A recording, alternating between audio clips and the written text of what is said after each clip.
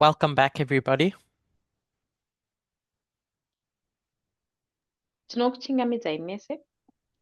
Let's open with a word of prayer. Ngativhurei nemunamato.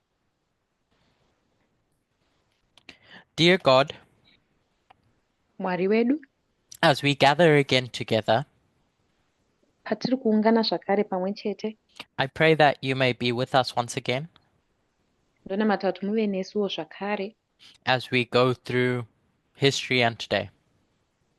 patiri kupindana nehistory nanhasi.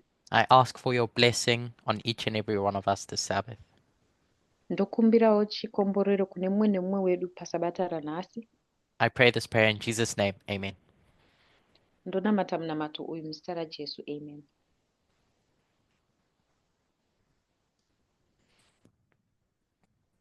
So I won't recap what we did in the first presentation, Handichadzokorodzi zvataita mupresentation yekutanga, and we'll move on to trying to explore a different topic. tichafambira mberi tozama kutarisa imwe topic yakasiyana. The sin of the sixth kingdom. Chitema chekingdom yechi6. I did this study last week in Bolivia, Chidzidzo ichi ndakachiita vhiki rapfuura kuBolivia, but would like to repeat and enlarge. asi ndoda kuti ndidzokorodze ndowedzera. Because I guess this is a means of me trying to question what the sin is of the sixth kingdom. Nekuti iyi inzira yangu yekuzama kuda kunyatsokuvhunzurudza kuti chitema che6th kingdom chii. And so we can compare and contrast Adventism with the sixth kingdom. Tofananidza nekusiyanisa Adventism ne6th kingdom, The SDA church. kereke yesavadha.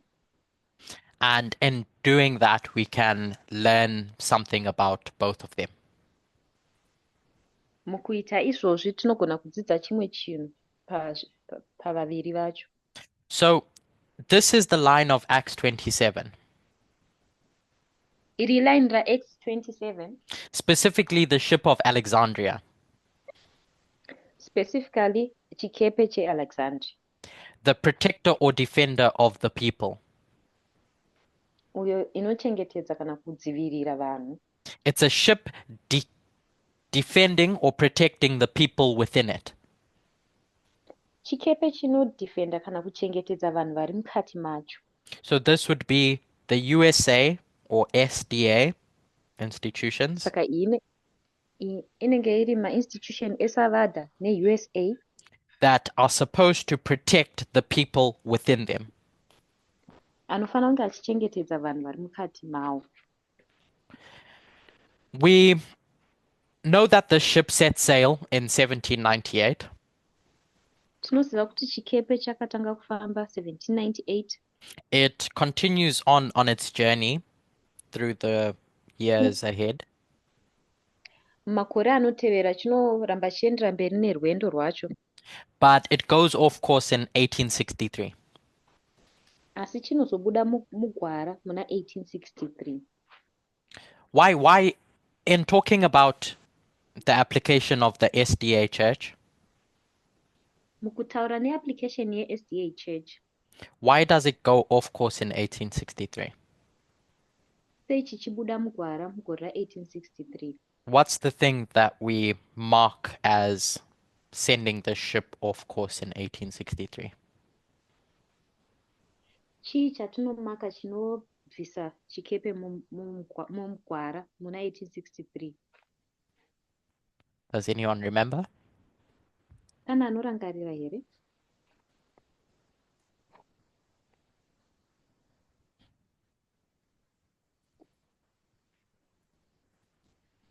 It was the rejection of the 2520. Kwaiva kurejectwa kwe2520. When James White publishes the 1863 chart. James White paanopublisha chart ra1853. And it formalized the church's rejection of that prophetic symbol. Zvinoformaliza kuramba kwekereke kwesymbol iyi iri prophetic. Which after 1844 came under attack. mushure ma1844 zvakaatakwa. And so, a question that I've had in my mind Mubvunzo wandandinawo mupfungwa mangu is, why would rejecting the 2520 result in a scattering? ndewekuti pakuramba 2520 kunoresulta sei muscattering. Why is it so important to be the thing that is meant to keep the ship on course? Sei chiricho chinhu chakakosha chinoita kuti chikepe chirambe chiri mugwara. So if this is a good ship that protects or defends the people, Kana ichi chikepe chiricho chakanaka chinoprotecta nekudefenda vanhu, then the 2520 should have been something that maintained this job function. 2520 chaiva chinhu chaifanira kunge chichimaintaina basa irori. We get to 1989, Tozosvika pana 1989 and Paul gives a message in 1989. Paul anopa message gore ra1989, But it's at 9/11 asi ndepana 9/11 where the storm of Euroclydon damages the ship. champupuri cheEuroclydon chinodhameja chikepe, And it's only through undergirding the ship that it remains intact. kuburikidza nekusunga chikepe kunozoita kuti chirambe chakabatana. At midnight, an angel gives Paul a message to say that shipwreck is coming. Midnight Paul anopa message yekuti chikepe chichapwanyika. So it's the events here that say that now shipwreck is definitely coming. Zviitiko apa zvinoratidza kuti chikepe chaakuda kunopwanyika. And then you get to Panium, Tosvika paPanium where they spot land and they measure the distance to Malta. pavanoona land vobva vaona distance iripo pakati pavo neMalta. And we attach time setting to that waymark Tobva taatacha time setting kuwaymark iroro. until Malta eventually comes and you get shipwrecked. Malta painozosvika then chikepe chopwanyika. So these are the key points that I want us to keep in mind as we go through the study. Aya ndo makey points andoda kuchengetedza mupfungwa patiri kuenda through chidzidzo. 1863, ship goes off course. 1863 chikepe chinobuda mugwara. 9/11 methodology keeps that ship intact. 9/11 methodology ndiyo inoita kuti chikepe ichi chirambe chiri intact. But by the time you get to 2019, shipwreck is inevitable. Asi patinozosvika kuna 2019 chikepe chinenge chakugona kupwanyika. And then shipwreck happens at the Sunday law. And then chikepe chopwanyika paSunday law. So to understand why this tigone kunzwisisa this led to the ship going off course, kuti chikepe chakazobuda mugwara sei, I'd like to compare and contrast Ellen White's commentary about the lamb-like beast with ancient Israel. ndoda kufananidza nekusiyanisa commentary yaEllen White yelamb-like beast achifananidza neancient Israel. We'll come back to Acts 27, but I just wanted to give a bit of context to our study. Tichadzoka kuActs 27 asi ndachida kungopa context kuchidzidzo chedu. As we- Sorry Curtis. Yeah? I think I'm stuck on my mind on this point. So the 2520, this is something that's understood by the church, isn't internally. So when you asked your question, I was thinking externally, what made the ship went off course? So does this also affect externally? How does the 2520 affect external, like the ship of America, if you will? So do you want to translate I'll what just- you... Yeah. So ndikungovhunza Curtis kuti chikepe pachinobuda mugwara 2520 yatataura inoaffecta internally, zvinhu zvinodzidzwa internally, zvinodzidzwa nevanhu vemuchechi, but externally havazivi nezve2520. Saka iri kuva-affecta sei externally kubuda mugwara? So Maybe just you can yeah. repeat. Yeah, okay. So Justina has asked, what is the relationship between the 2520 being rejected and the external USA? Saka pabvunzwa mubvunzo kuti ukama huri pakati pe-external USA ne-2520 ndehupi? And going back to when I started introducing this topic, Todzokera pandatanga kuintroduce topic iyi. my idea was to focus on the internal to understand the external. Ndachida kuti tinzwisise internal tizonzwisisa zviri external. So this has no bearing on the external. Saka izvi hazvina bearing kune zviri external. I'm just using it as a thing to compare and contrast with the external. Ndingoshandisa sechinhu chekuzofananidza nekusiyanisa zviri kunze. Okay, thank you. No problem. So if we park this in the back of our minds, Tikazviisa kuseri kwepfungwa dzedu. I want to take us to Revelation 13. Ndoda kuti tiende kuna Revelation 13. Verse 11. Verse 11. Because that's going to talk about this beast coming up out of the earth that had two horns like a lamb. Ichataura nezvechikara chinobuda munyika chine nyanga mbiri dzakaita kunge lamb. And I just want to focus on that first half of the verse for now. Ndoda kungofocusa ne-first half yevhesi iroro. I sent a document with quotes to Justina. Ndasenda document nema-quotation. So if you have that, we'll go through some of those quotes together. Kana muinaro tichaenda through ma-quotations tese. The first one is Great Controversy, page 295. Yekutanga i-Great Controversy, page 295. And I'll summarize. Ndichasummarize. Ellen White is going to talk about Roger Williams' colony. Ellen White achataura nezvekoloni yaRoger Williams. And she's going to frame it as liberty to worship God according to a person's conscience. Achazvitaura se-liberty kunamata Mwari maererano ne-conscience yemunhu nemunhu. Sorry, she's going to frame a fundamental principle of that colony as being XYZ. Achataura iri fundamental principle yekoloni iyoyo iri yekunamata Mwari zviri free muconscience. As being the bedrock or the founding principles. Inova iyo hwaro kana ma-principles. For the American Republic later on. American Republic kumberi kwacho. Because this nation was meant to be an asylum for the oppressed. Nekuti nyika iyi yakanga ichifanira kunge iri utiziro kune vaidzvanyirirwa. Remember, that's the job role of the Sixth Kingdom. Rangarirai, iri ndiro basa re-Sixth Kingdom. To protect or defend the people. Kuprotecta kana kudzivirira vanhu. In the next paragraph, muparagraph inotevera, Ellen White is going to describe the Declaration of Independence and the Constitution.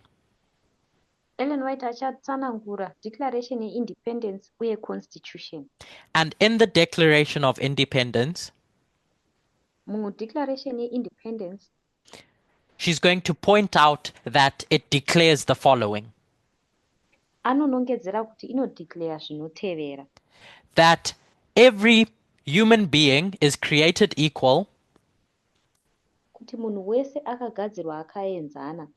And they have unalienable rights, rights that can't be taken away. Zvakare vane ma-rights avasingagoni kutorerwa. To life, liberty, and the pursuit of happiness. Ma-rights kuupenyu, ku-liberty, uye ku-pursuit ye-happiness. And she's going to point out that the founders recognized these eternal principles. Achanongedzera kuti mafounders vakarecognize ma-eternal principles iwaya. Going down to GC 440, Todzika kuenda kuGC 440, paragraph 2 to 441, paragraph 1. paragraph 2 kusvikira ku441, paragraph 1. She's going to describe the Christians that flee to America and seeking asylum. Achataura nezvemaAfricans akatevera veAmerica pavaida kutsvaga asylum, because they recognize that this government is based on these founding principles of civic and religious liberty. nekuti vanoongorora kuti government iyi inotofoundwa nemaprinciples ecivil nereligious liberty, Republicanism and Protestantism. republicanism neprotestantism. And she points out that these principles are the secrets to the Sixth Kingdom's power and prosperity. Oti sixth kingdom simba rayo neprosperity yayo ndo masecrets ayo aya masimba ayo. So going into that phrase, principles are the secret to its power and prosperity. Saka todzokera kuphrase iroro, maprinciples aya ndo secret yesimba rayo nekubudirira kwayo. What are principles? Maprinciples chi. Any definition that anyone has. Kana paina ane definition. It works a lot better if you engage. Zvinoshanda zviri nani kana tika-engage, tikataurira nawo. Hello, can you Hi. hear me? Yes, I can hear you. It's the way things are done, simply. So Precious has pointed out that it's the way things are done. Saka Precious ati inzira yekuitwa kwezvinhu. Natasha has written their governing rules. Natasha ati ma-governing rules. And I like the way both people have expressed it. Ndinofarira nzira mbiri dzazvataurwa nevanhu vaviri ava. I'm going to read a definition from Wikipedia, really, Ndichaverenga definition yekuWikipedia that encapsulates what both people have said. inosanganisira zvataurwa nevaviri ava. It's a fundamental truth or proposition I-fundamental truth kana kuti proposition that serves as the foundation for a system of belief or behavior. inova foundation yesystem yema-beliefs kana kuti ma-behavior. I've just put that in the chat. Ndaisa definition iyi muchat. It's a rule or belief governing one's behavior. I-rule kana kuti belief inenge ichigovhena behavior yemunhu. So if you think as a principle, as a thought, Tikafunga principle sefungwa, as something that is basic, that's going to guide how you behave, sechinhu chiri basic chichatungamirira kuti tinobehava sei. so when Ellen White describes republicanism and Protestantism as principles, Ellen White paanodescribe republicanism neprotestantism sema-principles, she's pointing out the fact that these should have been the things that guided the Sixth Kingdom's behavior. ari kutaridza kuti ndo zvinhu zvaifanira kugaidha behavior yekingdom yechi6. The focus of her story is Catholicism, Focus yenyaya yake icatholicism, and the main antagonist in her story is the Catholic Church. anenge achipikisa zvakanyanya munyaya yake ndiyo kereke yecatholic. But if you take those two principles and view them more broadly, Asi tikatora maprinciple maviri aya tikamatarisa zviri broader, republicanism as being the thing that opposes monarchy, republicanism sechinhu chinopikisa monarchy, and Protestantism as being the thing that points to freedom of conscience. protestantism ichimiririra nongedzera freedom of conscience, pluralism. pluralism. We can see how these are the two things that should have guided the Sixth Kingdom. Tinoona kuti izvi zvinhu zviviri ndo zvaifana kutungamirira Sixth Kingdom. So, if we read the rest of the Declaration of Independence, Tikaverenga tikazoverenga. Can you come again, please? if we read the second portion of the Declaration of Independence, Tikaverenga chikamu chechipiri cheDeclaration yeIndependence, that Ellen White doesn't quote, zvisingakotwi naEllen White. she points out, the Declaration points out Declaration yacho inotaura kuti that the government's role is to secure the rights we spoke about. basa regovernment nderekuita secure is to secure what? Secure the rights that we spoke about. Okay. Basa rehurumende nderekusecure marights atataura nezvawo. Because the government should have its foundation on these principles, Nekuti hurumende inofanira kunge ine foundation yayo pamaprinciples aya. and organize its powers to secure them.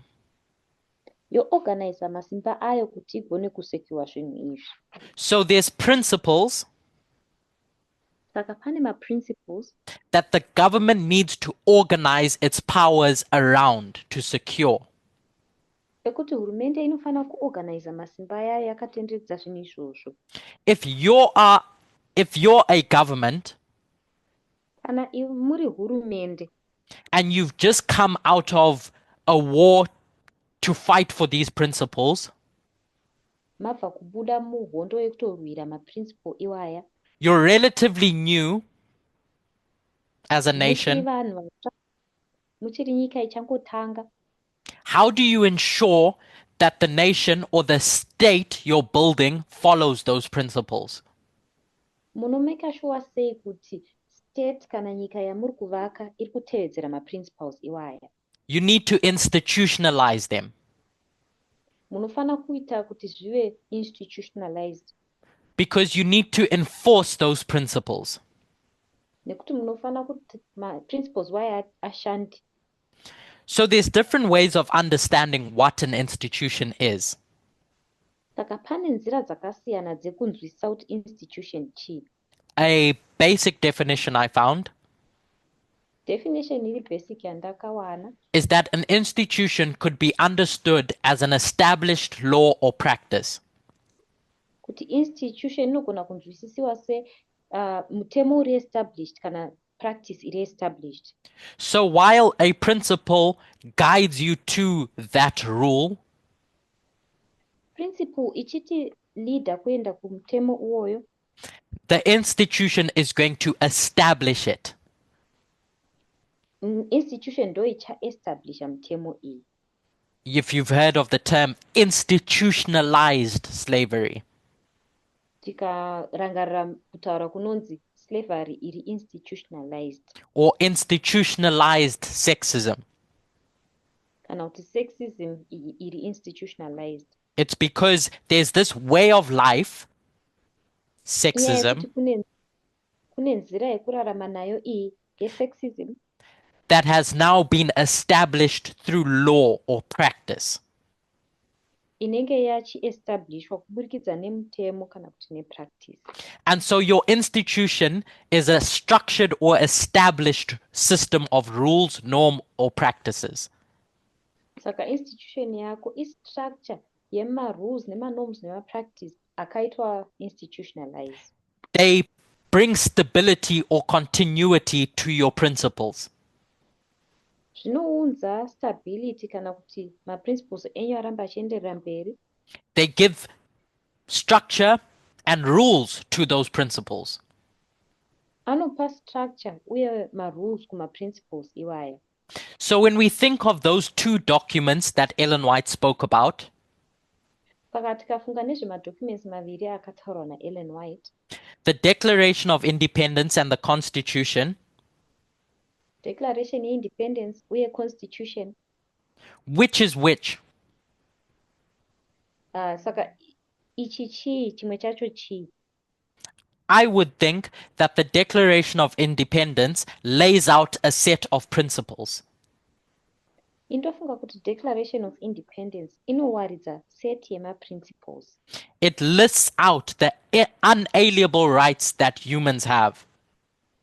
Inotilistira ma-human rights asingachinjiki ane vanhu. And then a few years later, after 1776, Makore mashoma mushure ma-1776, the Constitution is going to get those principles Constitution ichazotora ma-principles aya and institutionalize them. yobva yamaita institutionalized. It's going to have various institutions and structures as part of its framework. Inova nema-institution nemastructure akawanda-wanda iri framework yayo, With the Bill of Rights and the separation of powers, paine ma-bill of rights nekuseparatwa kwemasimba. they're going to enforce those principles in the Declaration of Independence. Vachaenforce ma-principles aya mudeclaration yeindependence. So if you don't have that structure or that legal framework that the Constitution brings, Kana usina structure iyi kana legal framework inouya neconstitution, then your principles get lost. ma-principles ako anorasika. Put simply, Tichizvitaura zviri nyore, the Declaration of Independence states the principles that the USA was built on, declaration yeindependence inotiudza ma-principles akavakirwa USA paari. and the Constitution creates institutions to protect and uphold those principles. Constitution ndo inozogadzira ma-institution ekuzoramba yakachengetedza ma-principles iwaya. So I said I would compare and contrast the church with the state Ndati ndichafananidza nekusiyanisa church nestate to try and understand the sin of the state better. kuti tigone kunzwisisa chitema chestate zviri nani. And we already have information about the failure of the church in ancient Israel. Titori neinformation yekukundikana kwakaita church kweancient Israel. So let's go there to get some wisdom. Saka handei ikoko timbowana ruzivo. When we think about the Bible, Old Testament, New Testament, Patinofunga nezveBible, ingava Old Testament kana New Testament, what are the underlying principles of God's kingdom? ma-principles ari hwaro hwekingdom yaMwari ndeapi? We speak about them all the time. Tinogara tichitaura nezvawo nguva dzese. Are they the 10 commandments? Principles. Commandments. So remember what a principle is. It's a way in which a thing that's going to guide you in life. Rangarirai kuti principle chinhu chichakutungamirira muupenyu. And an institution is going to codify those principles. Institution ichabva yauya yozoita codify ma-principles aya. So God is going to tell the Jewish church, or Jesus is going to tell the Jewish church what these principles are. Jesu achaudza Jewish church kuti ma-principles aya ndeapi. In Matthew 22, Muna Matthew 22, he's going to point out that the whole law is built on love God, love your neighbor. achaudza vanhu kuti mutemo wese wakavakwa pakuti ida Mwari ude vanhu. That these are the principles that my kingdom is built on. Kuti aya ndo ma-principles akavakirwa umambo hwangu. If you think of the whole Old Testament law, Ukafunga nezve mitemo yese yeOld Testament they're built on these two principles. yakavakirwa pama-principles maviri aya. They're the foundation upon all other laws and commandments. Ndiwo hwaro hwakavakirwa mimwe mitemo yese nemacommandments ese. So like we said a bit earlier, how do you enforce or ensure that those principles are followed through? Sezvatambotaura, unomeka sure sei kuti maprinciples aya aenforcwa uye atevedzerwa. Moses could have just said to the Israelites, love God, love your neighbor. Moses aigona kungoudza maIsraelites kuti ida Mwari obva wada muvakidzani wako. But God comes up with this whole system of worship Asi Mwari anobva aunza system yeworship to institutionalize those principles. kuti maprinciples aya ave institutionalized. So whether you look at the 10 Commandments or the Mosaic Law, Saka ukatarisa ma10 commandments kana kuti mitemo yaMoses, the point was that they created a framework to protect, love God, love your neighbor. akagadzira framework yekuchengetedza kuti ida Mwari ude muvakidzani wako.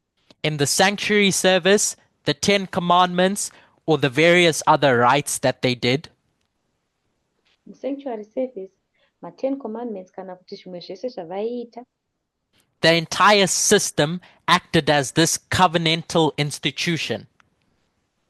system yacho yese yakaacta se institution iri covenantal. And by the time you get to Jesus' first advent, Paunozosvika pakuuya kwaJesu kwekutanga, he gives a scathing rebuke to the Israelites, to the Pharisees. anopa rebuke yakasimba kumaIsraelites vaFarisi. And we see one of the first instances of that being in Matthew 21. Tinoona zvichitanga kuitika muna Mateo chapter 21, where they had changed the purpose of the sanctuary. vakanga vashandura basa resanctuary. Jesus tells them, my house is a house of prayer, Jesu wavaudza kuti imba yangu imba yemunamato, but you've made it into a den of thieves. asi maita kuti ive imba yembavha. In Matthew chapter 15, Muna Mateo chapter 15, those first 9 or so verses, mavhesi 9 ekutanga, Jesus is going to rebuke the Pharisees for replacing God's commandments with human rights, with human traditions. Sorry. Jesu anorebhuka macommandments nekureplacea mirayiro yaMwari nemacommandments evanhu. That essentially these institutions that God gave Kuti ma-institutions aya akapiwa naMwari were replaced with legal traditions that served their own interests. akareplacwa nema-legal traditions aisevha ma-interest avo pake zvavo. I think Ellen White phrases this nicely in Desire of Ages. Muna Desire of Ages, Ellen White anonyatsokuzvitaura zvakanaka. I've posted the quote in the chat, DA 84.2. Ndaposta quotation racho muchat, DA 84 ndima ya2. And I'll paraphrase what she says. Ndichangoparaphrasa zvaanotaura. Jesus began to recognize that the different requirements of society Jesu akatanga kuona kuti ma-requirements akasiyana-siyana esociety were different to the requirements of God. anga akasiyana nema-requirements aMwari. People started observing traditional rites that pointed to nothing. Vanhu vakatanga kuobserva ma-traditional rights ainongedzera pasina, Or should I say pointed to, or didn't point to virtuous principles. kana kuti aisanongedzera kuma-principles eupenyu. They did not know the freedom of spirit that would come to them by serving God in truth. Havana kuziva kusununguka mumweya kunouya pakunamata Mwari mumweya nemuzvokwadi. Jesus had come to teach the meaning of the worship of God, Jesu anga auya kuzodzidzisa zvinoreva kunamata Mwari. and he could not sanction the mingling of human requirements with the divine precepts. haana kugona kusankshena kusanganiswa kwema-requirements, the divine and the what principles? The mingling of human requirements with divine precepts. Kusanganiswa kwema-requirements evanhu nema-principles aMwari. My point is that Pfungwa yangu ndeyekuti ancient Israel had institutions. Israel yekare yakanga ine ma-institution, The Mosaic Law, the Ten Commandments, mirayiro yaMoses, ma-10 commandments, the sanctuary service, service yesanctuary, that God intended izvo Mwari aida to point to the two principles: love God, love your neighbor. kuti zvinongedzere maprinciple maviri, ida Mwari ude muvakidzani wako. But over time, the Pharisees Asi mukufamba kwenguva maFarisi came up with their own institutions vakazogadzira ma-institution avo pachezvavo, or abused the institutions that God gave them, kana kuti vaka-abusa ma-institution avakapuwa ivo naMwari, and they lost sight of these principles. kwakurasikirwa nema-principles aya. And so the institutions that they came up with Saka ma-institutions avakazova nawo ended up serving different principles. akazopedzisira akusevha ma-principles akasiyana-siyana. So if you don't understand the institution correctly, you can't enforce the right principles. Kana ukasagona kunzwisisa institutions zviri correct, haugoni kuisa ma-principles chaiwo chaiwo. And so this just becomes a round of ceremonies, Anongozopedzisira angovawo maseremoni, and ancient Israel isn't able to learn about this anymore. ancient Israel haizogoni kudzidza nezveizvi. So if we think of the old covenant, Saka tikafunga nezvecovenant yekare, i.e. the various institutions that God puts in place, ma-institution akasiyana-siyana anogadzirwa naMwari, we see that the steps in the line of Christ of that covenant being replaced. tinoona ma-steps emulaini raChrist ecovenant iyi achireplacewa. So in 4 BC, we have the time of the end. Mugore ra4 BC tine time of the end, 27 AD, then 31 AD, poita 27 AD, poita 31 AD, then Pentecost and 34 AD, pota Pentecost, pozoti 34 AD, and it's 34 AD where we would mark shipwreck of the Jewish church. igore ra34 AD ratinomaka kupwanyika kwechikepe chekereke yeJuu. I just want to line that up with our line.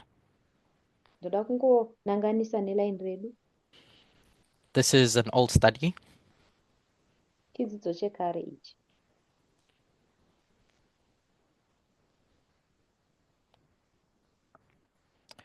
Where 2019 lines up with the cross.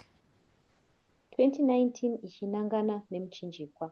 So once Jesus was crucified, Jesu aroverwa pamuchinjiko, and Ellen White and the Bible point out that the law was nailed on the cross, Ellen White neBible vachinongedzera kuti mutemo wakaroverwa pamuchinjiko, the ceremonial law. ceremonial law. The reason why is because those institutions had been corrupted.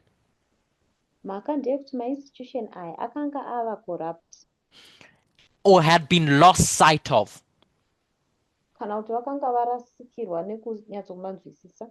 And so God needed to form a new covenant Saka Mwari aifanira kugadzira covenant itsva and replace the various institutions that had been distorted. oreplace ma-institution akasiyana-siyana anga ava distorted. And then 34 AD is the culmination of the Jewish church being shipwrecked or passed by. 34 AD ndo panozosvika zvinhu zvese Jewish church painopwanyika, we were passed by. So now when we go back to that first question, we started asking. Patinozodzokera kumubvunzo watatanga tichibvunza. Remembering that it's institutions and principles. Tichirangarira kuti ma-institutions uye ma-principles. An institution is there to protect, maintain, and enforce principles.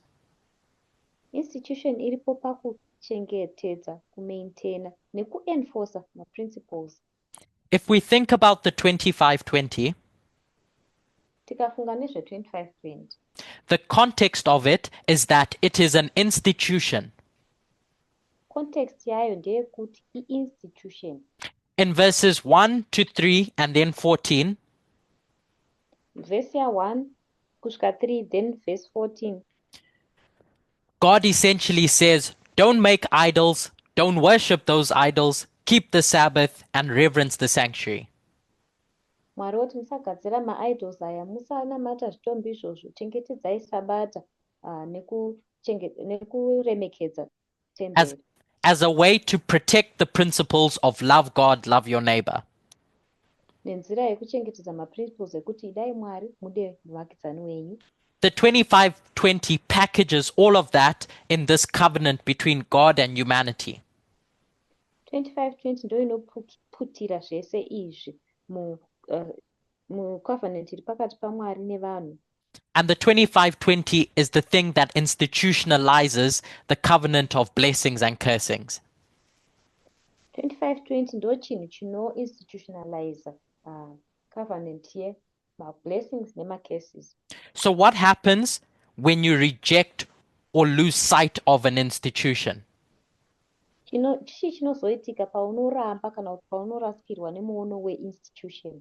Like with ancient Israel, you lose sight of the principles that it was meant to protect and maintain. Sezvakava ancient Israel, unoluza sight yekuti chakanga chakagadzirirwa kuti chiprotecte chii uye chimaintaine chii. So when the SDA Church rejects the 2520, SDA Church paino-rejecta 2520, it has no more eyesight to understand those principles of love God, love your neighbor.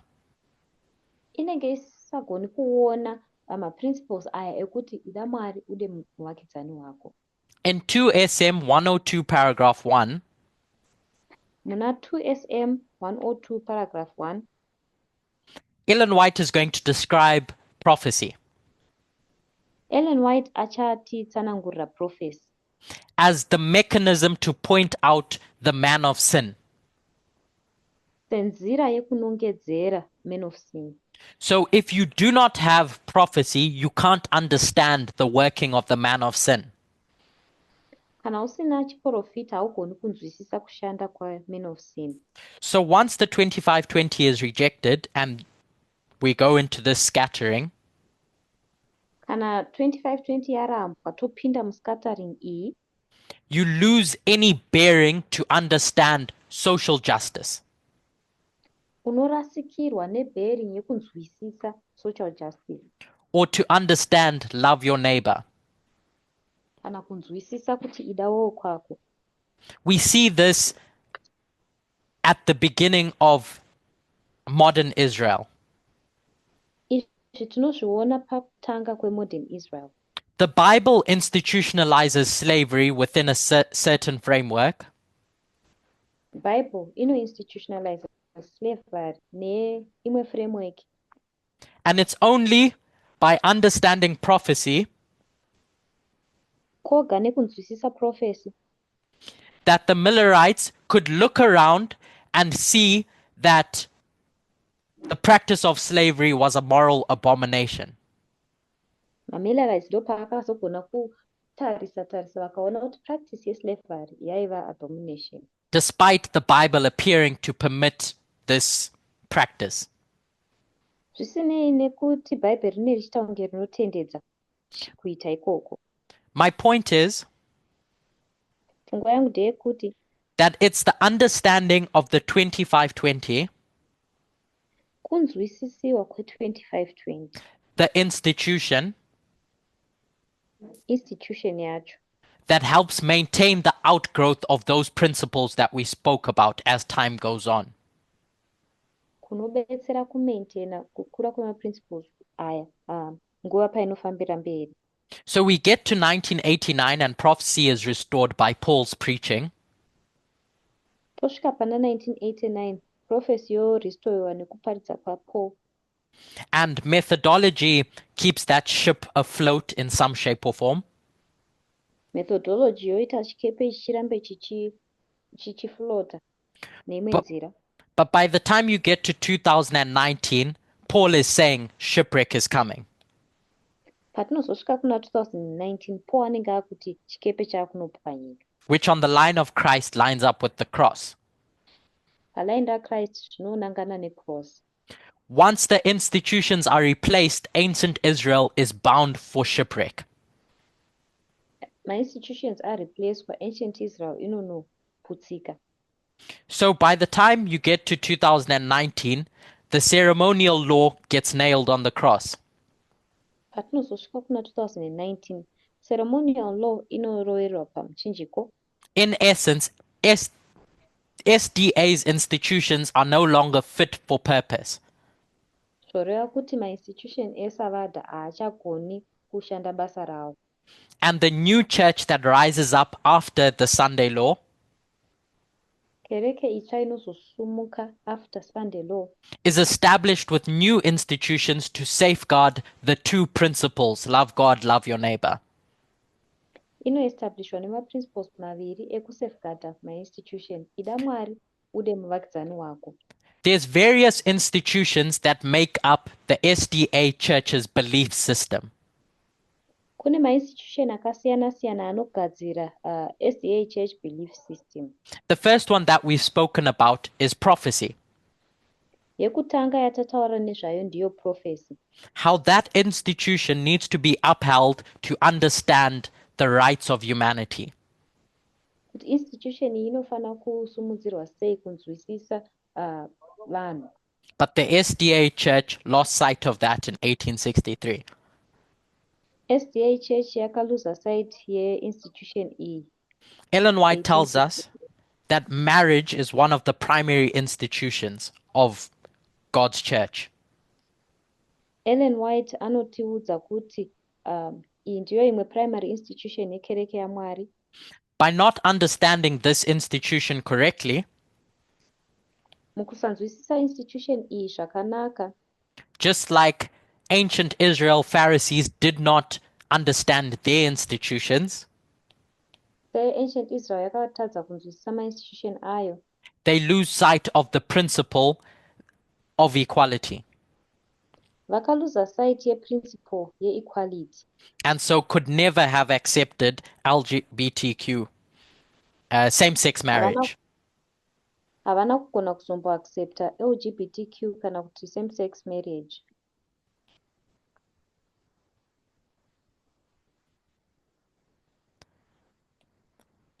The second institution that has broken down within SDA Church. Institution yechipiri yakatsemuka muSDA church. The third is the Sabbath. Chechitatu ndiyo Sabata. Elder Terry has explored what the Sabbath was meant for. Elder Terry vakataura kuti Sabata rakagadzirirwei. It was meant to be a memorial of harmony. Rakafanira kunge riri mucherechedzo weharmony. Harmony between humans and the environment. Kubatana pakati pevanhu ne-environment. Humans between each other. Vanhu pakati pavo nevamwe vanhu. The environment amongst itself. Environment pachezvayo. And then humans' harmony and God. Kubatanawo kwevanhu neMwari. So if you lose sight of what the Sabbath was meant to point to, equality, ukarasikirwa nekuona kuti Sabata rakafanira kunge riri chii, kuenzana. just like ancient Israel, it ends up just being a ceremonial work. Ancient Israel zvinongopedzisira rangovawo ceremonial work. And so that is the third institution that the SDA Church has distorted. Ndiyo institution yechitatu iyo SDA church yakadistorta. I'll speak about two more. Ndichataura nezvimwe zviviri. The second is truth. Chechipiri chokwadi.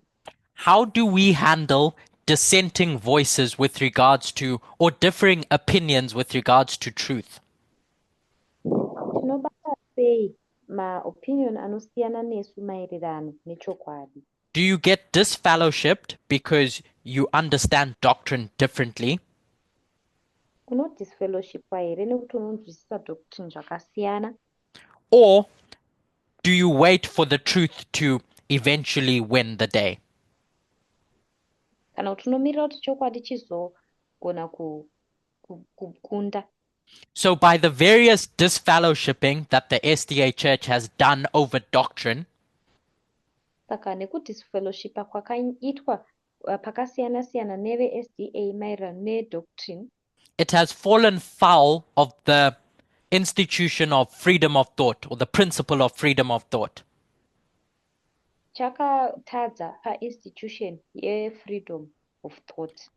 Many months ago, I did a presentation about how freedom of thought with respects to knowledge Mwedzi yakawanda yapfuura ndakaita presentation maererano ne-freedom yepfungwa ne-knowledge, is fundamentally tied to radical feminism. kuti zvakabatana sei ne-radical feminism. And the last one is ordination. Yekupedzisira ndiyo ordination. That everyone should have the opportunity to be a leader or an elder in the church. Kuti munhu wese anofanira kunge aine mukana kuve mutungamiriri mukereke. So these are the institutions, Aya ndiwo ma-institution, and each of them should have pointed to equality. imwe neimwe yavo yaifanira kunongedzera kuequality, Or protected that right, or that principle. kana kuchengetedza right iyoyo kana principle iyoyo. And so once those institutions are lost sight of, the principle can no longer be maintained. Ma-institution aya asingachaonekeri, ma-principles akatanga kutadza kuchengetwa. So if that, in my mind, is the sin of the SDA Church, Kana mupfungwa mangu ichi chiricho chitema chekereke ye-SDA, to name a few, kungotaurawo zvishoma zvazvo, I think that when we think about the sins of these two entities, ndofunga kuti patinofunga nezvezvitema zvemaentity maviri aya, we should think about it in the context of institutions and principles. tofanira kuzvifunga necontext yema-institution nema-principles. How the institutions are meant to protect the principles. Kuti ma-institutions akagadzirwa kuti achengetedze ma-principles. Remember, I'm using the word institution in a specific way. Rangarirai kuti ndiri kushandisa vara rekuti institution nenzira yakatsanangurika. Not in the way Elder Tess described them with regards to SDA and USA. Kwete nemaererano nekutaurwa kwazvinoitwa naElder Tess maererano nechechi ye-SDA. So when you get to the sin of these two entities, Patinozosvika pachitema chemaentity maviri aya, it's not because people have become bad people in Adventism. hakuzi kuti vanhu vakange vava vanhu vakashata muadventism. It's a story about institutions and principles. Inyaya yema-institution zvakare ma-principles. And when we think about what makes this movement a movement of success, Patinozofunga nekuti chii chinomboitisa kuti movement ive movement inobudirira, it has to be related to the institutions that the movement develops in the context of the history we're in. zvinofanira kuve neukama mukudhivelopera unoita ma-institution munhoroondo yatiri. And we get a sense of the US's failure in 1863 as well.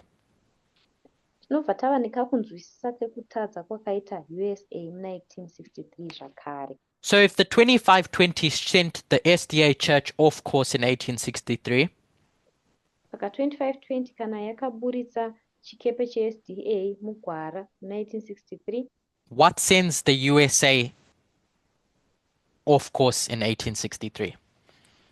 Chii chinoburitsa USA mugwara muna 1863.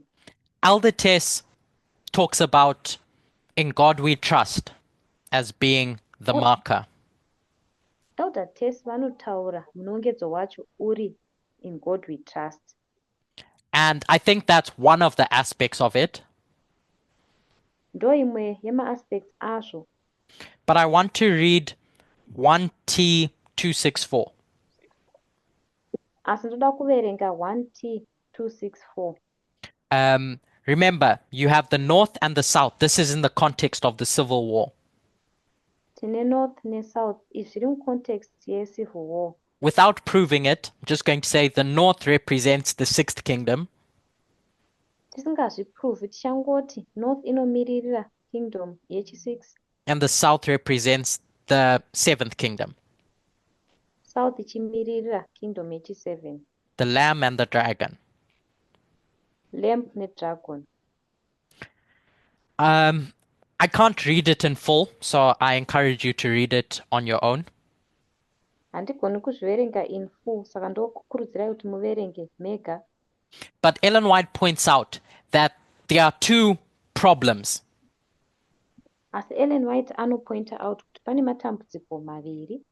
God is going to punish the South for the sin of slavery.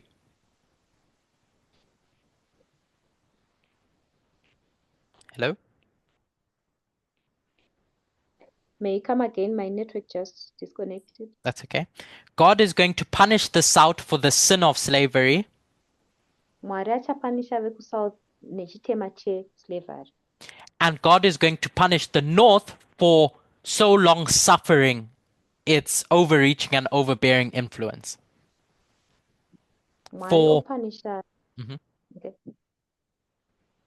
Opanisha veku-North nekuita long suffer forbearance yavo ne-long suffering yavo. So essentially not doing enough. Kusagona kuita zvizere. And she's going to go back and forth about the scourge that God has upon the North and the South for different reasons.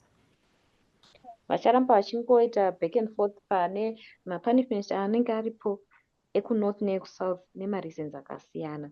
In this chapter, Muchapter iyi, she's going to point out that there was a battle vachapointa out kuti pakanga paine hondo that the North and the South got engaged in. iyo veku-North neveku-South vakapinda mairi. And the North could have won pretty quickly, Veku-North vakagona kunge vakahwina nekukasika, but God intervenes and lets the North win. It was like a Pyrrhic victory for the South, sorry. Mwari anopindira oita kuti veku-North vahwine. Inoita kunge Pyrrhic victory kune vanhu veku-South. Because God wanted to teach the North a lesson, so to speak. Nekuti Mwari aida kudzidzisa veku-North lesson. And she points out that at this point, it looked like it was impossible for slavery to be done away with. Vanonongedzera kuti panguva iyi zvakaita kunge zvakanga zvisiri possible, And that God alone could wrench the slave from the hand of the oppressors. uye kuti Mwari ega ndiye aigona kubvisa nhapwa kubva kune vanenge vakadzitapa. So that Civil War period Nguva yeCivil War iyoyo was God intervening because the North could have dealt with this long ago. ndiMwari aipindira nekuti veNorth vaigona kunge vakatodhila nazvo nguva So- yakareba yapfuura. So when Abraham Lincoln passes the Emancipation Proclamation in 1863, Abraham Lincoln paanozoipasisa Emancipation Act na-1863, it's not because the North was always going to do that. haisi nyaya yekuti veku-North vakanga vagara vachingozozviita. God had to twist their arm to get them to that point. Mwari akatoshonyorora ruoko rwavo kuti asvitse pakuvaitisa izvozvo. This was in a history of failure, Iyi yakanga iri munhoroondo yekufoira, So the Sunday law movement fails. Movement yeSunday law inofoira. So we have to reverse the victors from that history. Saka tinofana manje kuchirivhesa vakawina munhoroondo iyoyo. And we see that the Sunday law movement wins today. Toona kuti nhasi uno Sunday law movement ndiyo inowina. But the principles that led to the war remain the same. Asi maprinciples akatisvitsa pahondo yacho anoramba ari mamwe chete. Essentially, that the North so long suffered and forbore slavery. Kuti vekunorth vakanga vaita long suffer zvakanyanya vakaramba vachiti slavery irambe chii. So despite this being the Emancipation Proclamation Act, Zvisinei nekuti iyi ndiyo yanga iri Emancipation Proclamation Act, it was really a failure of the Sixth Kingdom kwakanga kuri kukundikana kwekingdom yechi6 to institutionalize those principles a lot earlier. kuti vaite maprinciples aya kuti ave institutionalized earlier. God did that work, not Abraham Lincoln. Mwari ndivo vakaita basa iri kwete Abraham Lincoln. In the fact that God twisted Abraham Lincoln's arm. Munyaya yekuti Mwari akatoshonyurura ruoko rwaAbraham Lincoln. So it's their inaction that takes them off course in 1863. Saka action yavo ndiyo inovaitisa kuti vabude mugwara muna 1863. So if we explore present day Tikatarisa nhasi uno and we try to find out what the sin is of the Sixth Kingdom, tozama kuda kunzwisisa kuti ko chitema che6th kingdom chii. we need to look at those principles again in the Declaration of Independence Fana kutarisa zvakare maprinciples aya mudeclaration yeindependence and understand what the institutions were meant to protect. kwakunzwisisa kuti mainstitutions aya akanga akagadzirira kuprotecta chii. One of those principles is the right to pursue happiness or property. Imwe yemaprinciples aya iright yekuteverera zvinokufadza kana property. And so this is just one that I'm focusing on, Ini ndingofokasa ne1 iyi and how the Sixth Kingdom has behaved like the North and like ancient Israel. uye kuti kingdom yechi6 yakabehave sei sevekunorth seve-ancient Israel In losing sight of what those institutions were meant to protect and do. mukurasikirwa nekuti mainstitution aya aifana kuchengetedza chii uye aifana kuitei. This right to pursue happiness or property Right yekuteverera zvinokufadza neproperty iyi is tied to the economy. yakasungirirwa neikonomi yavo. Because if you have a good economy, you have that right is able to be pursued. Nekuti kana ikonomi inyi yakanaka right iyoyo munogona kutoiteverera. And that brings us to Donald Trump Zvinobva zvatiunza pana Donald Trump and what led to Trump's rise. uye kuti chii chakatisvitsa pakusumuka kwaTrump. In Daniel 11 verse 40 to 45, Daniel 11 ndima ya40 kusvika 45 it gives us insights into what the behavior is of the king of the north. inotipa zviri mukati mekuti chii chiri mubehavior yaking of the north. In 42 and 43, Ndima ya42 neya43 it points out that the king of the north wants power over the treasures of gold and silver inotinongedzera kuti king of the north vanoda masimba kumatreasures egold nesilver and of all the precious things of Egypt. nezvinhu zvakakosha zvese zveijipita. The target of the king of the north is Egypt, remember. Target yaking of the north iEgypt, rangarirai. The glorious land is just a step along the way in that conquest. Glorious land ingori step munzira yekukunda ikoko. It wants economic power. Inoda masimba ezveikonomi. as expressed in this right to pursue happiness or property. Sekutaurwa zvinoitwa muraiti yekuteverera mufaro neproperty. So prior to the time of the end, you have this 10-year period. Tasvika patime of the end pane nguva ye10 years ishi. And this is what leads up to the time of the end. Izvi ndo zvinotisvitsa patime of the end. Reagan's administration, his 2 terms. Administration yaReagan, materm ake ari maviri. Under his administration, he ushered in what's come to be known as neoliberalism. Administration yake akaunza zvakazivikanwa kunzi neoliberalism.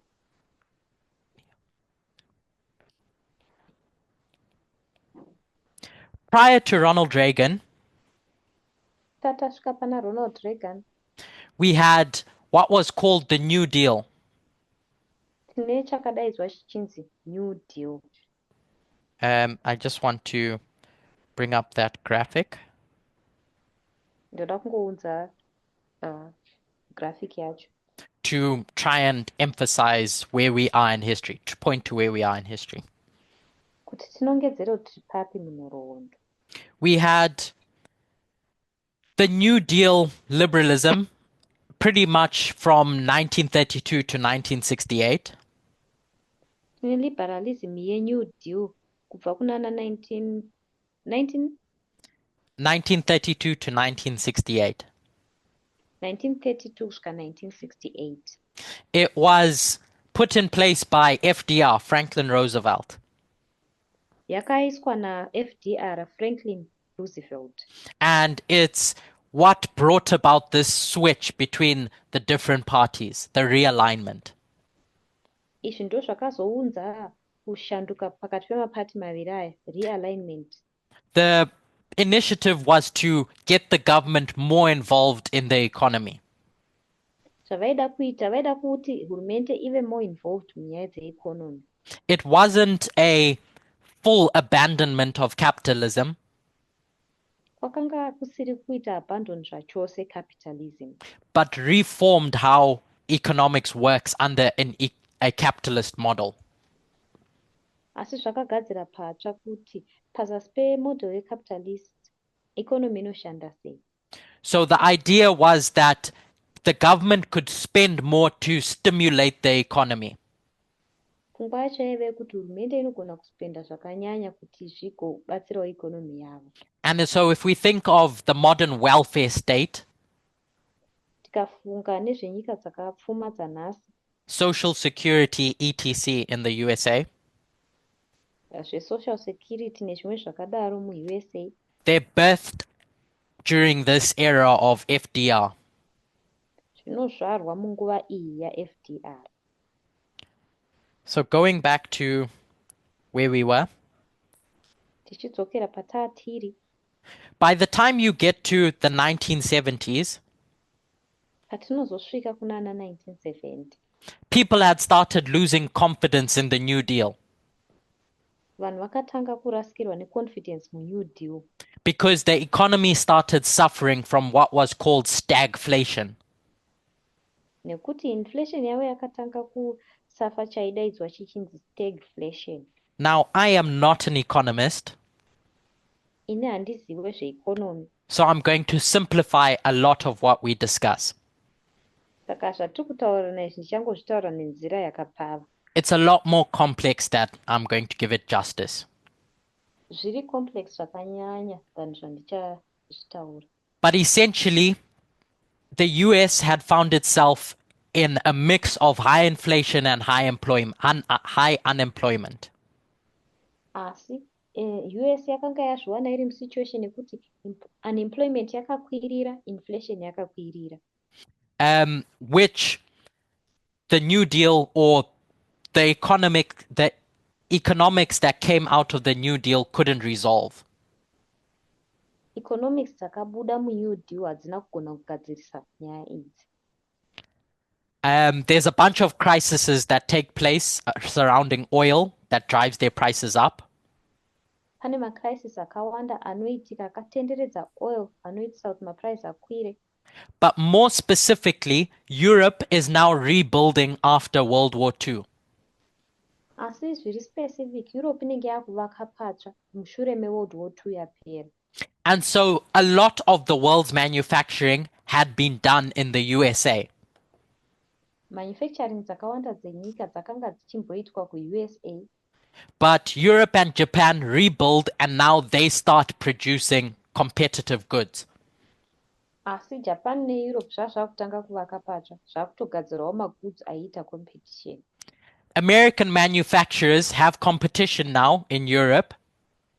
KuEurope vanogadzira vekuAmerica vakanga vane competition manje. So their profits go down, Maprofits avo anoderera. and unions are asking for higher wages. Maunions okumbira mawages akati kwirirei. So businesses need to respond. Mabhizinisi anofana kuresponda. Lower profits because now there's competition abroad, Maprofits oderera nekuti abroad kwane competition. and demands for wage increases from your unions. Mademands ewage anobva aincrease kubva kumaunions. And so they start lobbying the government to go in a new direction. Saka vanotanga kuita lobby hurumende kuti vaende neimwe direction itsva. And they appeal to the Republican Party to adopt a new philosophy or a return to an old philosophy of thinking of the economy. Vanoapila kuRepublican Party kuti itore philosophy itsva kana kuti vadzokere kune philosophy yakare panyaya dzeeconomy. Which favored free markets, Yaifevhera ma-free markets deregulation, uye deregulation and tax cuts. nekukatwa kwematax. Remember, I'm speaking about this in the context of what has led us to Donald Trump. Rangarirai ndiri kutaura izvi mucontext yekuti chii chakatisvitsa pana Donald Trump. Now, while businesses were lobbying the Republicans, Apo mabhizinisi aiita lobby maRepublicans to adopt this new philosophy of dealing with the economy, kuti vaadopte philosophy itsva iyi yekudhila nayo neeconomy. the Democrats initially resisted this, MaDemocrats pekutanga vairesista zvinhu izvi, but they essentially moved and bought into it. asi vanomuvha vobva vaita buy into it. And by the 1980s, neoliberalism had gained traction. Patinozosvika kunana 1980 neoliberalism yakanga yatekeshera. So the core principles that neoliberalism is built on Maprinciples aripo pa-neoliberalism is free markets are the most efficient way to allocate resources. Let businesses Yes, deal with things. ma-free markets ndo nzira yekudhila nemamarkets. Itai kuti mabhizinisi adhile nezvinhu. Deregulation. So remove all the barriers that are in place for businesses to innovate. Itai deregulate mobvisa mabarriers ese ari kuita kuti mabhizinesi asabudirira. Cut taxes, Mokata mataxes because if you cut taxes for your businesses, they'll stimulate investment in the economy. nekuti mukakata mataxes mabhizinesis zvinostimulata economy yenyu. Privatize your public services because they're currently inefficient. Privatize what? Your public services. Moita privatize ma-public services enyu And put in place austerity. What's austerity? It's a means of reducing public spending. Mobva maisa nzira yekuti public spending idzikisirwe Specifically on welfare. kunyanya-nyanya panyaya dzewelfare. And then one of the key things Chimwe chezvinhu zviri key was that global trade needs to be liberalized to open new markets. kuti global trade yaifana kuti vavhure mamarkets matsva. Ronald Reagan popularizes a term Ronald Reagan akabva aita kuti vara iri ritekeshere of trickle-down economics, rekuti trickle down economics, that by implementing the things we just spoke about, kuti mukuimplementa zvinhu zvatabva kutaura nezvazvo everyone else would be benefited. mumwe munhu wese aizobhenefitwa nazvo. A rising tide lifts all boats. Tide inenge ichisumuka inosumudza mabhotsi ese. And so there was this idea that this is how you could grow the economy. Saka paiva nepfungwa iyi yekuti uku ndokukudza ikonomi kwaunogona kuita. Ronald Reagan's presidency in these 10 years Presidency yaRonald Reagan makore 10 aya brought neoliberalism into mainstream politics. yakaunza neoliberalism mainstream politics. His claim was that the government wasn't the solution to the problems. Claim yake yaiva yekuti hurumende yanga isiriyo solution kumatambudziko aya. In 1989, Muna 1989, the Washington Consensus mvumirano yekuWashington was put in place, yakaiswa panzvimbo, which was essentially a statement of bringing neoliberalism to the world. yaingova statement yekuunza neoliberalism kunyika.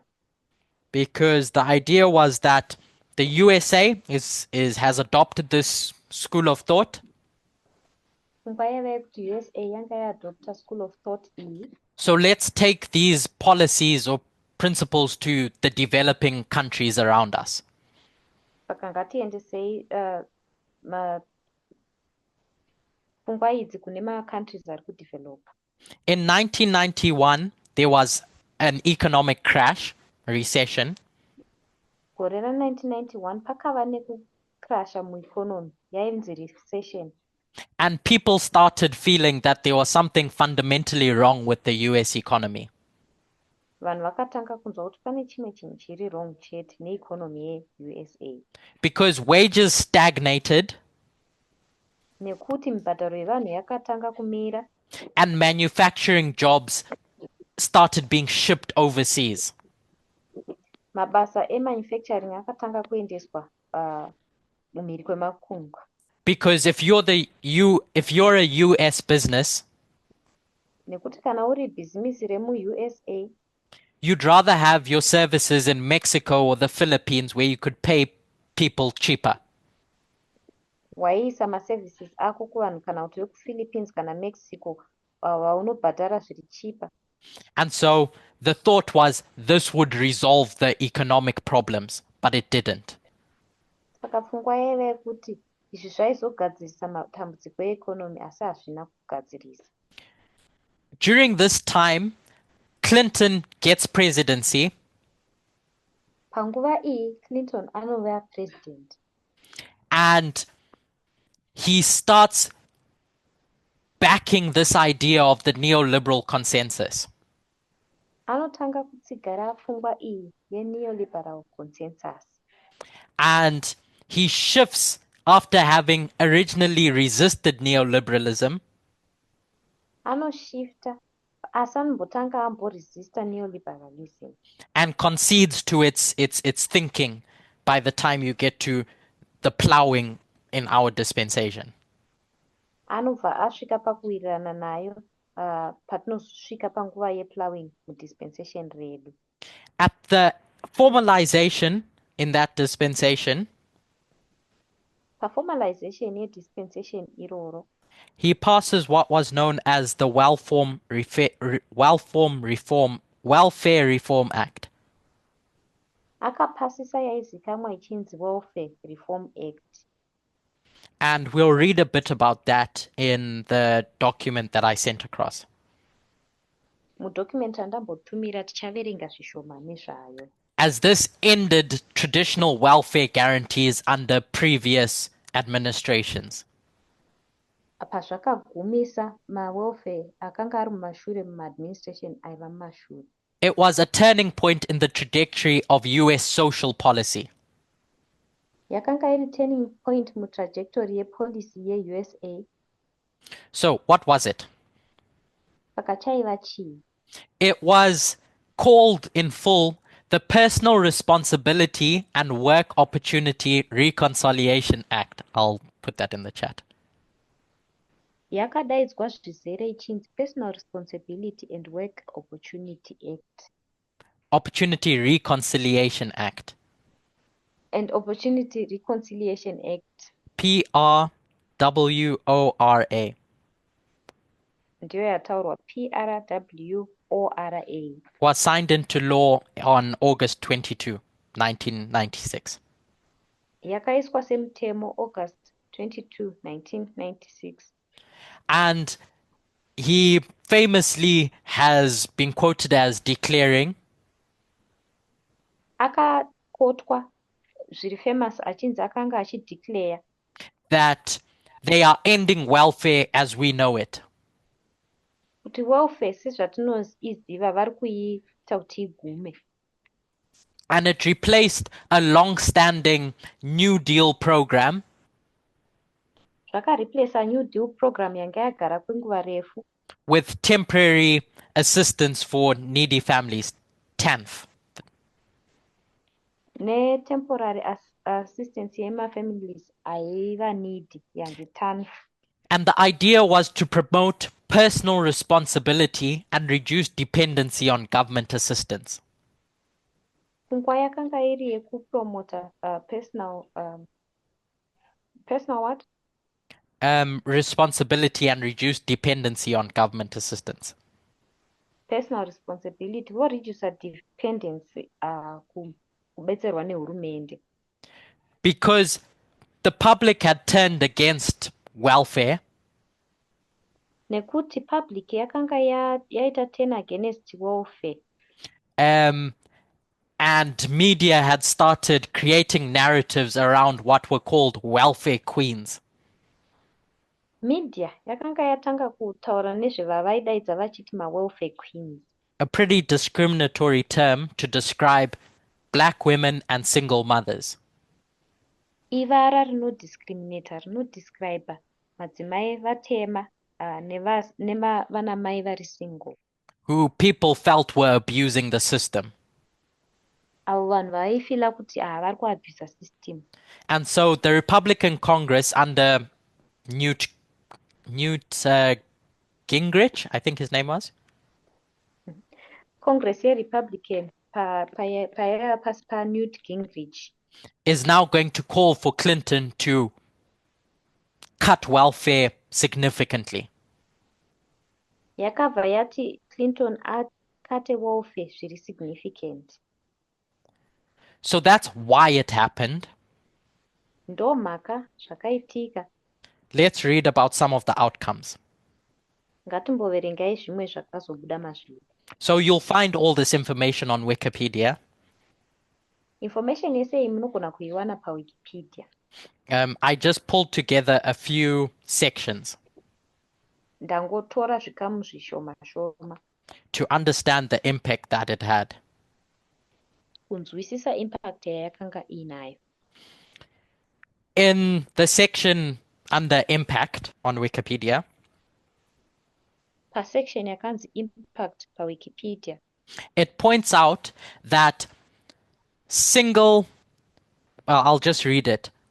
More than 10 million women are the sole support for their children and families. Madzimai vakawanda kupfuura 10 million ndo vega vanosapota mhuri dzavo. In an economy that's based on labor,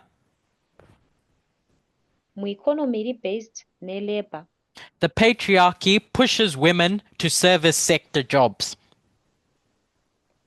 Patriarchy inopushira vanhu kuti vaseve imwe yemabasa. And so when you think of welfare, Paunozofunga nenyaya yewelfare, women are in a unique position when it comes to welfare, poverty, and work. madzimai vari paposition iri unique patinouya panyaya yewelfare, yepoverty nemabasa. Another major impact of work requirements on women Imwe impact huru pamawork requirements kuvanhukadzi in welfare programs is the absence of adequate and affordable childcare. Muma-welfare program ndiko kuve absence of what? I can see where you are reading, Curtis. There where it's Trying to- highlighted. Okay. And so this issue disproportionately affects single mothers on welfare who are required to get a job but are also the primary caregiver to their children. Iyi nyaya inotobatawo welfare yemadzimai vari single. Pawelfare yavo yavanofanira kunge vachiwana mabasa vanenge vari maprimary caregivers evana vavo.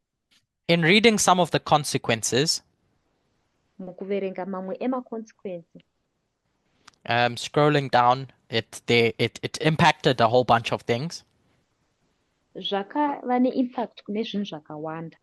But some of the criticisms that have been pointed out against this act Imwe yezvimwe zvakashoropodzwa paact iri, the act has been accused of attempting to fight poverty by controlling the reproductive capacity of women, compelling unmarried mothers to work outside the home, and coercing women into relations with men. iyi act yakaakizwa nekuti yakada kuzama kurwisanisa poverty nekucontrola reproductive capacity yemadzimai mukuvamanikidzira madzimai akanga asina kuchata kuti vashande kunze kweimba maererano nemadzimai vanenge vachipinda mumarelation nevamwe varume. A feminist political activist, Barbara Ehrenreich, I don't know, Barbara, Feminist political activist anonzi Barbara averengwa uyu has said that the bill was motivated by racism and misogyny. ataura kuti bill iri rakanga richimotivhetwa neracism nemisogyny, which used stereotypes of lazy, overweight, slovenly, sexually indulgent, and endlessly fecund African American welfare recipients, and assumed that out-of-wedlock births were illegitimate and that only a male could confer respectability on a child. Okay, there are a lot of words that I don't quite know, but I'll just translate. Yeah. Okay. You can just translate it as English. Okay. So, feminist political activist yakataura achiti bill iri rakanga richimotivhetwa neracism nemisogyny nekushandisa mastereotypes evanhu vekuti usimbe kana kuti vari overweight kana kuti vari slovenly kana kuti vari sexually indulgent kana kuti vane inonzi endless fecund vanhu vari African American emawelfares akasiyana. And so this act dismisses the value of unpaid work of raising a family and insisted that mothers get paid work no matter how dangerous, abusive, or poorly paid. Iyi act inozodzikisira value yebasa rinenge richishandwa usingabhadhari uye inozoredusawo value yekuraise family pachinhambo chemadzimai kuti vange vachibhadharwa pavanenge vachishanda zvisinei nekuti zviri dangerous kana kuti zviri abusive sei kana kuti vari kubhadharwa zvishoma sei.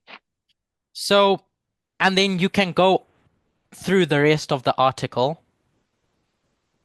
Munozogona kuverenga muchipedzisa article racho rese as it discusses how this that was signed in by Bill Clinton parinotaura nezvebill rakasainwa naBill Clinton disproportionately affected women. kuti rakaafekta zvakanyanya sei madzimai. As the New Democrats, who were business friendly, apo mademocrats matsva vakanga vari vachirerekera kune zvemabhizimisi started rubbing shoulders with Republicans vakatanga kuwirirana nemarepublicans in buying into this neoliberal agenda. mukutowirirana vone iyo iri kunzi neoliberal agenda. In 1996, at the formalization of our message, muna 1996 pakaformalizwa meseji yedu we had the rise of Pat Buchanan. pakava nekusumuka kwechii? Pat. Buchanan. Okay. Pakava nekusumuka Pat Buchanan. A harbinger for Trump, really. Uyo akanga ari harbinger yaTrump. Because Pat Buchanan, a conservative commentator, Uyu Pat Buchanan uyu aiva commentator wechiconservative. is now going to run against globalization and immigration. Akanga akurana achipikisana neglobalization neimmigration. And his 1996 campaign Yake yemuna 1996 is going to scream and shout that free trade is destroying American jobs. yaiscreama ichitoshauta kuti iyi free trade iri kuparadza mabasa emuamerica. By opening up manufacturing to the rest of the world, tikavhurira manufacturing kunyika yese, Americans are being lost sight of. maAmericans havachatoonekwi. Immigration is not only diluting American culture, Immigration haisi kungodiluta chete culture yekuamerica, but it's driving down wages. asi iri kudzikisira mawages. He loses in that campaign, Anoruza mucampaign iyi. but his rhetoric resonated with blue-collar voters. Asi zvaaitaura zvaiwirirana nemablue collar voter. And so this serves as a preview for the populist revolt that fuels Trump. Izvi zvinozova zvinotiratidza populist revolt yakazoseva Trump. We're coming to a close, Taakuda kusvika kumagumo. but I just want to discuss 2001 and 2012 briefly. Ndoda kungotaura muchidimbu 2001 ne2012. In 2001, there was the dot-com crisis, 2001 paiva necrisis yainzi .com, where tech businesses had grown apo mabhizinisi ezvetechnic akanga akura and people were investing a lot into tech companies. vanhu vachipinza mari dzavo zvakanyanya mumatech companies. But a lot of them didn't grow to the stature that they had thought they would. Asi akawanda mabhizinisi haana kuzokura kusvika pavaifunga kuti achakura kusvika. And so the speculative markets crashed. Saka mamarkets aya aiva speculative akazopwanyika. A recession followed, Pakatevera recession. but public attention turned to the 9/11 attacks. Asi public attention yakabva yaenda kune maattack a9/11. At the same time, China joins the WTO, World Trade Organization. Panguva imwe cheteyo China yakajoinawo World Trade Organization. And this plunged 1 billion people into the global economy. Izvi zvakabva zvadonhedzera vanhu vakawanda mabhillion muglobal economy.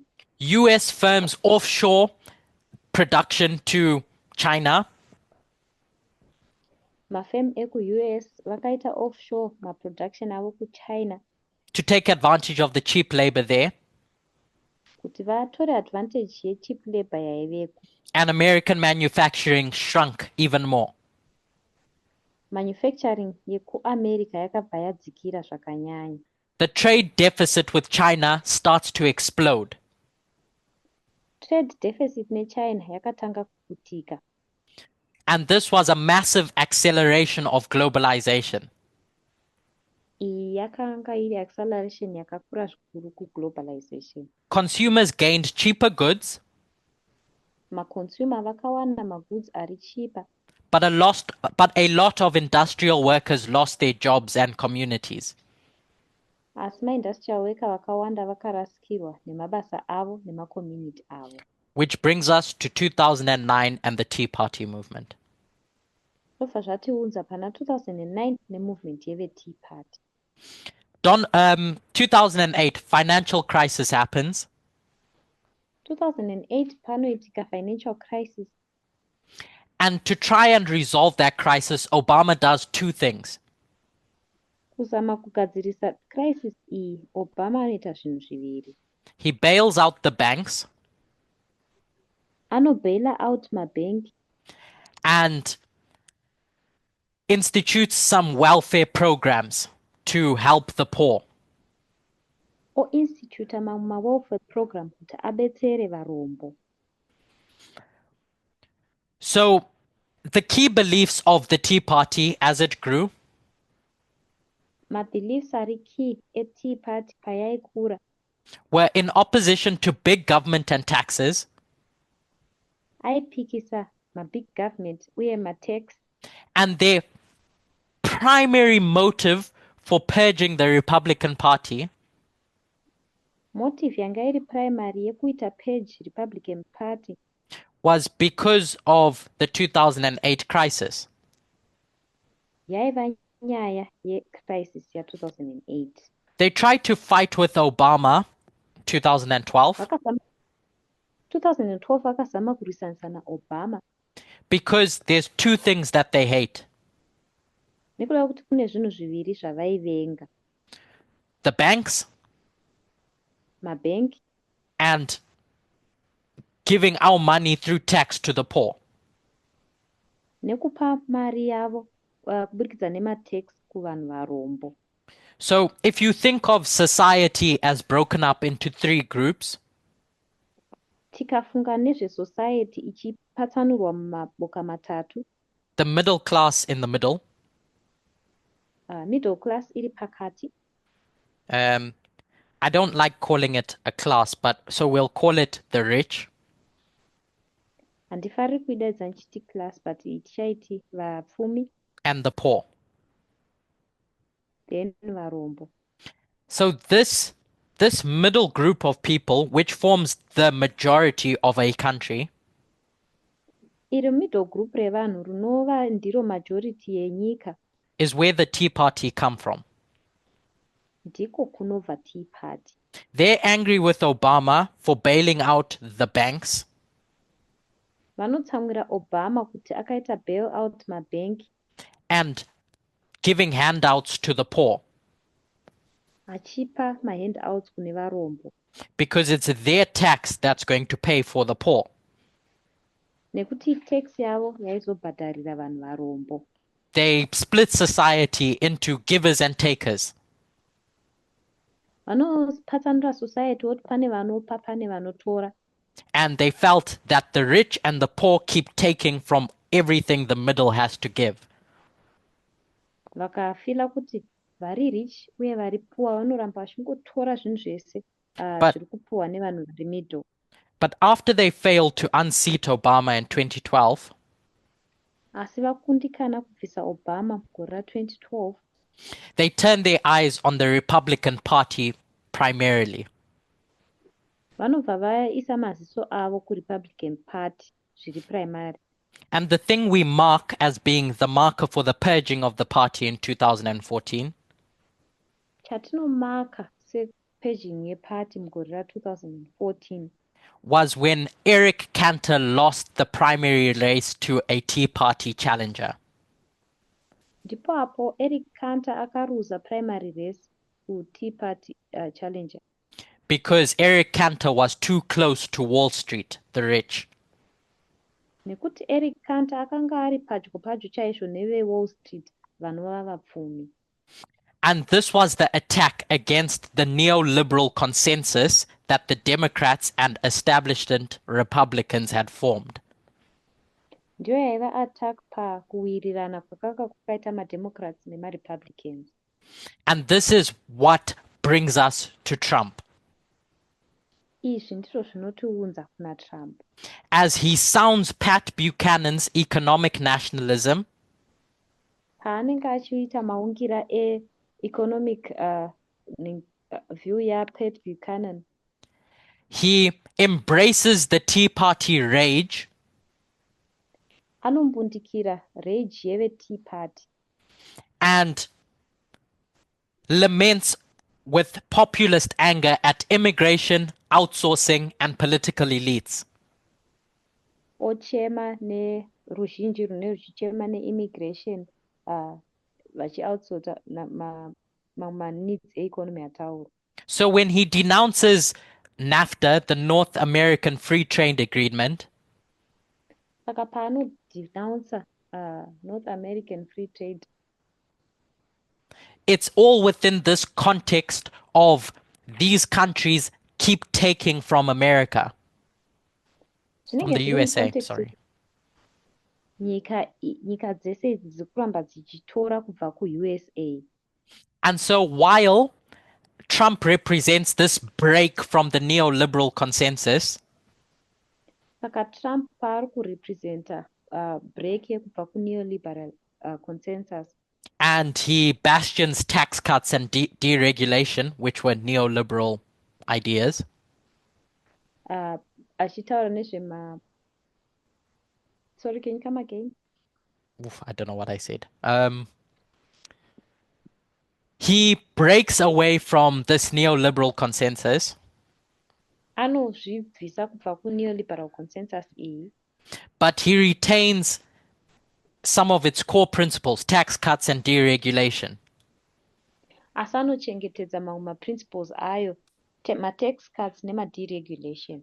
But his job is giving a voice to these disaffected frustrations in the middle class, so to speak.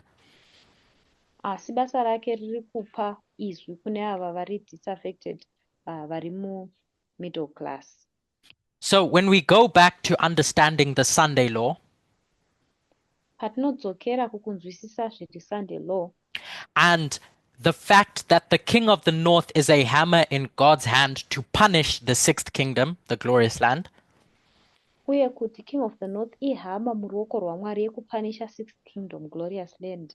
this is just a perspective that talks about the economy and how economic breakdown led to Trump. Iyi ingori perspective inoratidza kuti economy uye kutsemuka kwayo yakatisvitsa sei pana Trump. When we think of those three principles that form the bedrock of the Declaration of Independence, Patinofunga nemaprinciples matatu anofoma hwaro hweAmerica, it's framed as the right to life, liberty, and pursuit of happiness. zvinotaurwa zvichinzi right yelife, liberty nepursuit of happiness. These two, life and liberty, are stated as fact. They're invariable. Upenyu neliberty zvinotaurwa semafacts, zvinonzi hazvichinji. But this one is called a pursuit, Asi iyi vanoiti kungotevera zvishuu, which means that there is some variability. zvoreva kuti zvinogona kushanduka. And this is what people think of when they think of the American dream. Izvi ndo zvinofungwa nevanhu pavanofunga nezveAmerican dream. It's this nation that gives you the opportunity to pursue property, pursue happiness. Kuti inyika inokupa mukana wekuti utevere property, utevere mafaro. And so, going back to the question of what the sin is of the sixth kingdom, todzokera pamubvunzo wekuti chitema chesixth kingdom chii? like the north, Sezvakaita vekunorth, and its inaction to solve the problems of the day, nekusaita action mukusolva matambudziko enguva iyoyo, or ancient Israel and the repurposing of the institutions God gave, kana ancient Israel nerepurposing yemainstitutions akapuwa naMwari. my suggestion is Suggestion yangu ndeyekuti that the sin of the sixth kingdom today chitema chesixth kingdom nhasi uno is related to the inaction of the Democrats chine ukama nekusaita action kwemademocrats in protecting these rights. mukuchengetedza marights aya. Here in 1996, Mugore ra1996 when the Democrats buy into the neoliberal consensus, mademocrats pavanoita buy into consensus yema-neoliberal, the institutions that were given to the Sixth Kingdom ma-institution akapuwa ku-Sixth Kingdom end up serving different purposes and not the purposes God gave to the kingdom. anopedzisira kusevha mapurpose akasiyana kune mapurpose avakapuwa naMwari. This is just one way of looking at it. Iyi ingori imwe nzira yekuzvitarisa nayo. A lot of questions can be asked around what the Trump administration is going on about. Mibvunzo yakawanda inogona kubvunzwa kuti ko iyo Trump administration iri kumboenderera mberi nekuti kudiko. A lot of it is built on this, what we spoke about, the economy. Zvakawanda zvacho zvakavakirirwa pane izvi zvatakataura nezvazvo, It's nyaya his, yeikonomi. it's his primary concern. Ndiyo concern yake iri primary.